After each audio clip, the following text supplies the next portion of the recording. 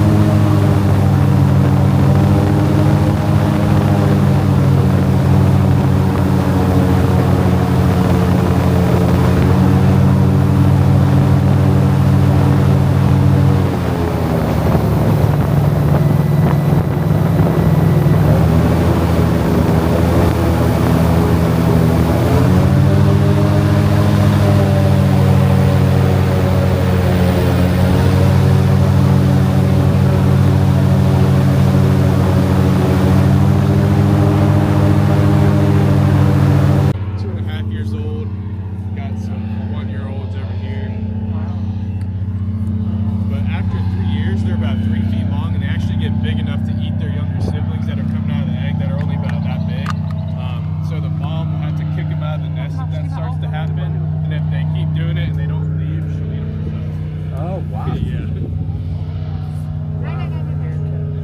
The dads are a lot worse. They never stick around to help out. They'll actually come through the areas like this and actually eat babies too. So the little guys only have about a 6% survival rate, just because everything out here tries to eat them.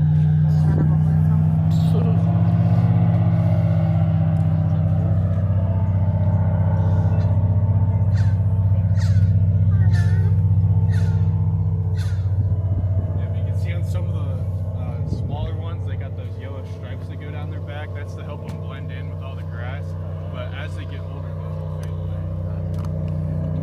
Yeah, they don't eat after about 4 feet long now.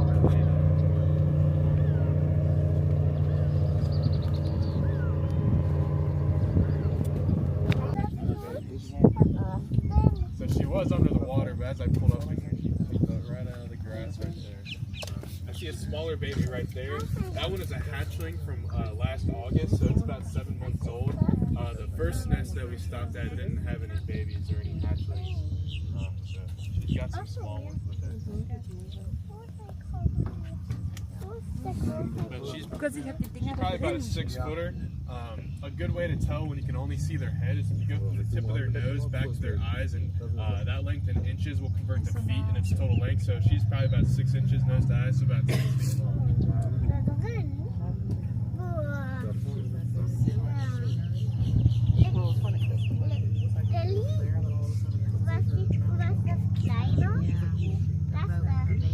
No, it's really shallow right here. Water's actually been dropping a lot. Du bleibst jetzt hier bei mir sitzen. But like I was saying earlier, this is all connected through Florida. So right now they're letting a lot of water out through Okeechobee in preparation for our rainy season in the summer. It's getting pretty low.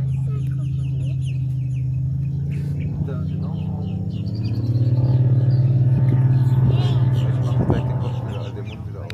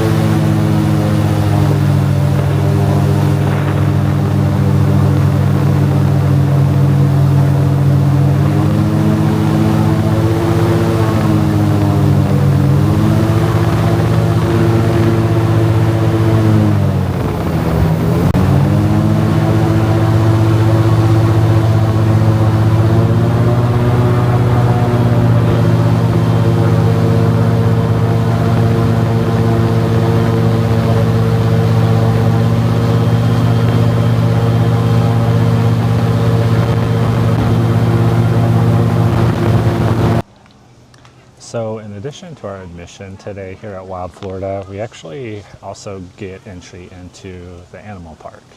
So this is basically a zoo on a small scale, but they have a number of exhibits with different animals, and they actually have a couple of shows too. So as we walk around a little bit today, I'll kind of put some clips in of the different animals, and possibly one of the shows if we're able to catch one today.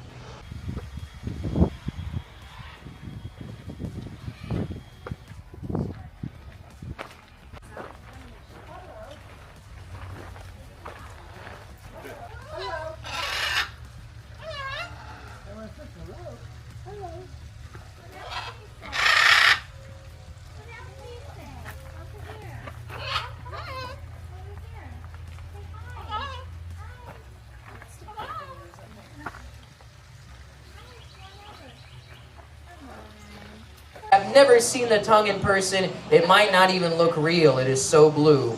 But again, it is very real. And besides the common name, that blue tongue serves an even greater purpose. They can utilize that in the wild as a partial defense mechanism. Now, what does that mean? I'll try and explain.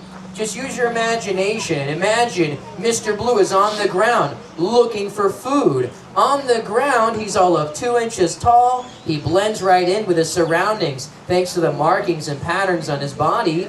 But if he starts moving and a predator, like a bird, flies overhead from above, any predator is going to have a much better advantage of their prey's movement. They're going to see Mr. Blue, they're going to fly down and eat him. And these reptiles, they can run fast when they want to, but like most of us, they can't run forever. So that is when that striking blue tongue really comes into play. So again, if he's on the ground and the bird gets in front of him and it goes to eat him, he'll use that tongue for defense. He'll stand up tall. He'll open up his mouth, face that predator, and then just simply hang his tongue there and just leave it out. Because think of it this way, if he's on the ground, mouth open facing towards you, and he just hangs that tongue out, that is the first thing most predators are going to look at. They're going to see that bright blue tongue display, and then maybe that bird will get scared and leave him alone. Because when it comes to certain reptiles or amphibians on this planet, a bright color on them could be a warning or an indicator of their potential toxicity.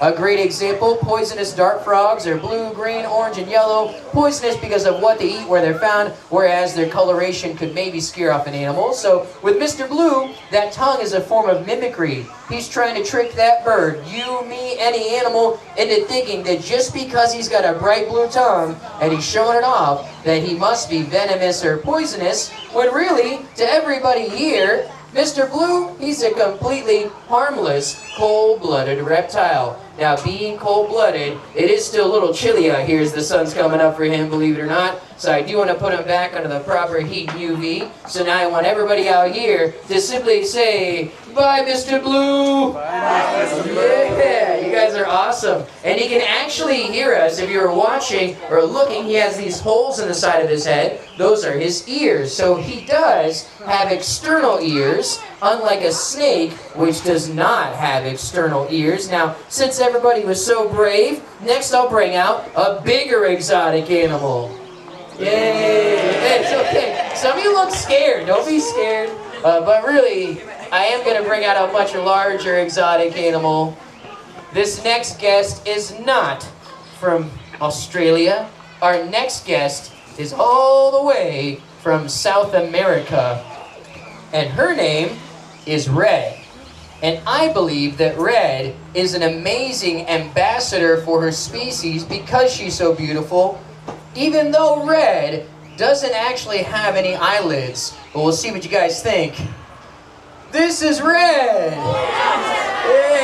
Yeah! So Red is a lot bigger than Mr. Blue, and she is a snake. This is a beautiful Colombian red-tailed boa constrictor. Now, a quick difference between pythons and boas: pythons lay eggs. Boas, like Red, give live birth to their young. But keeping it short, sweet, and simple, what does the snake eat? Literally none of you are on the menu, no matter how small you are. These boas eat prey around 5 to 10 times the size of their own skull. So if you're looking at Red's head, it's not as big as most people think. She can eat smaller mammals, specifically birds, because in South America, these are considered arboreal snakes. So what does that mean? They essentially just hang out in the trees and wait for their food to come right to them. Because just like Mr. Blue, patterns and colors are a natural act of camouflage, but also the tail is useful. If you look, the tail is much smaller at the tip, still has the patterns and coloration, iridescence, and the scale. It's been documented they use that tail like a lure. They'll wiggle their tail on the end of a branch, they'll lure a bird closer, the bird goes for the tail, and then Red gets a nice meal. Now, being a cold-blooded reptile, one good meal would last her over a month until she'd have to eat again because they digest so slowly. And as far as her size, I know she might look large to some of us, but she's not actually fully grown. A fully grown female of this species will reach lengths around 13 feet, 60 pounds, and 60 years in age. And I always remind you of that lifespan. That's a very big commitment, and these are one of the most popular exotic pet snakes in the U.S. now. And I think that's awesome. You know, parents, when your kids want their first pet, stop getting them puppies and kitties. It's too much work for a child. Get them a snake instead. Hear me out. First thing, you don't have to walk the snake on a leash 5 times a day to go poop in the yard, pick it up in a little plastic bag. They go to the bathroom once or twice a month, depending on your feeding schedule. And speaking of feeding, it's way easier than dogs and cats. Once a month, you open your freezer, you take out a bag of frozen rats, quails, rabbits, thaw them out, she's good to go. But really, owning an exotic pet snake is also a fantastic learning experience for all of our friends and family to realize maybe we shouldn't be so scared of snakes and believe everything we see in a movie like Indiana Jones or Jumanji. Most people think snakes in the wild are going to chase you, attack you, and bite you. None of that is true. I'm born and raised here my whole life in the middle of nowhere. I've seen countless wild, venomous and non-venomous snakes. Not one snake has ever tried to chase me, attack me, or bite me. But every year in the United States, we average just close to 5,000 envenomation snake bites. Most of those envenomations are young men under the influence of alcohol. You can laugh at them, they're dumb. But whether man, woman, or child, it doesn't matter, 90 percentile, so many snake bites, people got bitten above their waist by a snake that was on the ground. So if you got bit by a snake on the ground above your waist, 3 things happened that got you bit. Scenarios. Scenario number 1. You were trying to be nice, helpful, move a snake off the road before some dummy tried to purposely run it over. And then you got bit, trying to be nice. 2, the opposite. You found a snake and you were trying to grab it, show off for your friends, a YouTuber, a TikTok, which is lame. And then you got bit. Or 3rd, worst of all, you found a snake and you got bit because you were actively trying to kill the snake just for being there. And that is such a dumb idea. And I know everybody's scared of something. There was that lady scared of olives on the Maury show. But just because you're scared of an animal doesn't mean it has to die. And again, being born and raised in Florida, especially out here, I hear all the stories that are completely not true. Oh, the cottonmouth chased my granddad up in a jumbo, bit him in the leg. Oh, the rattlesnake chased my dog through the yard. I had to kill it, save my family. No, you didn't. You found a snake, you got scared, and then you got bit because you tried to kill it. So the biggest message, leave snakes alone. They're very misunderstood. Even if you're scared, you don't have to kill them. Just remember me, and instead take the bird watching approach. I know it sounds weird, bird watch with a snake, but I'll explain. When a blue jay lands in your yard, what do? You think, oh my goodness, it's a beautiful blue bird. It's a blue jay. Take a picture, send it to grandma. You don't run out with a shovel and chop off the bird's head, do you? No, you don't. It sounds psychotic. So again, leave snakes alone, treat them like birds. You find one, take a picture or video, and that is the biggest message. But Red is very heavy. She's mostly muscle here, and I've been talking for 12 minutes straight. So I'm going to bring out one more animal, but I'm going to switch it up a little bit. We just met 2 reptiles in a row. Oh, thank you. But we have not met an animal that is cute and adorable, so I saved the cutest animal for last. That is always a fan favorite. This last animal is also the fluffiest animal in my whole show. I believe Fluffy just got a haircut right behind you there. Yeah, making the way through the crowd. Thank you. So this is Fluffy. Yeah, I lied, you guys. It's not a fluffy animal. I think they're very, very cute. But Fluffy is a nickname they give any of the alligators behind you when it's their turn to educate us in hopes of that cute nickname. Maybe we'll all love them. But really, this is an American alligator, and I do specify because there is one other species of alligator on planet Earth. It's the Chinese alligator. Sadly, they're critically endangered. Not that long ago, so was our American alligator. And to myself, born and raised Floridian, not exotic. But if you're just visiting Florida, or you moved down to Florida in the last 5 years, these are exotic to you. So keeping it simple, what do they eat? At this size in the wild, they're going to eat anything that moves and fits in their mouth. Remember, alligators do not chew. So this little guy have to catch things like water bugs and minnows and frogs, and as they grow, so will their prey. After an American alligator reaches a length of around 6 feet or 6 years in age, that's when they're starting to be considered an adult near the top of the food chain. And as they grow, they'll eat everything below them on the food chain within the food web.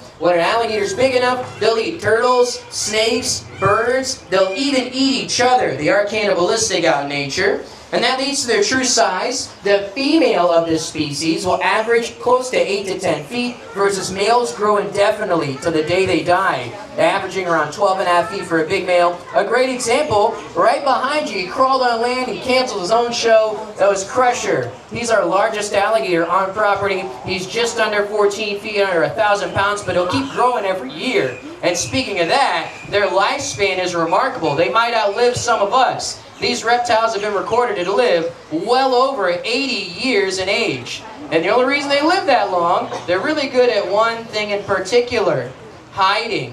Think about it, at this size in the wild, they have to hide from animals that eat them.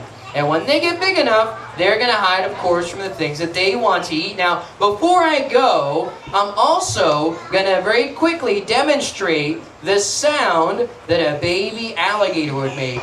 And I forgot to tell everybody, the Fluffy they chose today for our presentations, the one in my hands right now, this is actually not a baby alligator. Matter of fact, none of those over there are baby alligators. The true size of a baby is a hatchling out of an egg a little bigger than a chicken's egg. Now when they pop out of the egg, they're going to average around 5 to 6 inches long. But it's the sound they make we all need to know since we're in Florida. So now imagine I have an alligator egg in my hand. The egg starts to wiggle. That little 6-inch alligator jumps out of the egg. When these guys hatch, they make a sound or a call. They go, "Mama." Sorry. That was a dad joke my father wrote. It's for all the dads. I'm not a dad, I'm not funny. But we are in Florida, surprise, surprise. So that means we all need to know the real sound they make out of the egg. So forgive me, take 2. The egg is back. The egg hatches again. The real sound, the true vocalization of a baby, a hatchling alligator. You need to remember, they sound very distinct. It's more like this. They go, "Oh, oh, oh, oh, oh, oh." Some of you look confused. I know it's a weird sound. It's the grunt. So if you hear that near any body of water, don't go closer. If there's baby alligators, who's next to them? Mom. The mom. Very nice. And the mom does not want you near them because out of the egg, everything eats a baby alligator. Largemouth bass, snapping turtles, wading birds, water snakes, raccoons, other alligators. So of the 30 or 50 eggs that are laid in one nest, on average, only 1 or 2 survive to be adults because everything eats those babies. So when Big Mama hears the grunting, she's rushing over. You hear the grunting, just go the other way. Now, if those same little guys, those babies, if they don't leave that nest after the 3rd year in a row, that same mama alligator will actually eat her own babies. So kids, when you grow up, move out. You don't know your mom that well, trust me. But what I want all of us to take away and remember, whether we are kids, adults, teenagers, grandmas, or grandpas, we're all lucky to even see alligators in Florida, period. Through the 1940s, 50s, to 60s, not that long ago, they were so heavily hunted in the wild by humans, they were placed on the Endangered Species Act. Fast forward, thanks to biologists, conservationists, federal government protection, in the year 2025, in just the state of Florida, we're getting close to 1.3 million wild alligators. So when you find one, just like a snake, you find an alligator, give these beautiful reptiles a little distance, take a picture, and they'll do the same with you. Maybe not take a picture, but that is the end of the show. Give this alligator a big round of applause. Being a cold, chilly little mama. Let's go cold in the shade. You guys are amazing. Now is the chance, as promised, if anybody would like to feel, touch, or hold an alligator, you guys all can do it. Just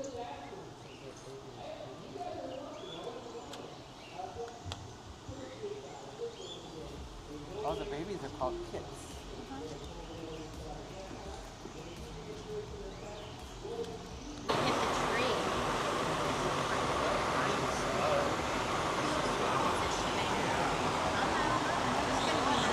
They'll both keep growing and growing till the day he dies. They'll keep growing. Yeah. Look at that, brother.